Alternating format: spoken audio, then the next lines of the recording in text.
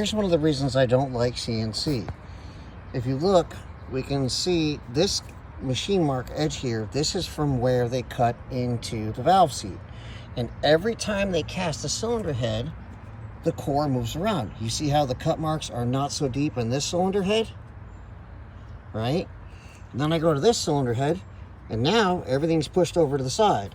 This is what happens between cylinder head to cylinder head, and this is something that CNC, I just started porting this one, CNC can never take advantage of. You cannot use a CNC to know where core shift is.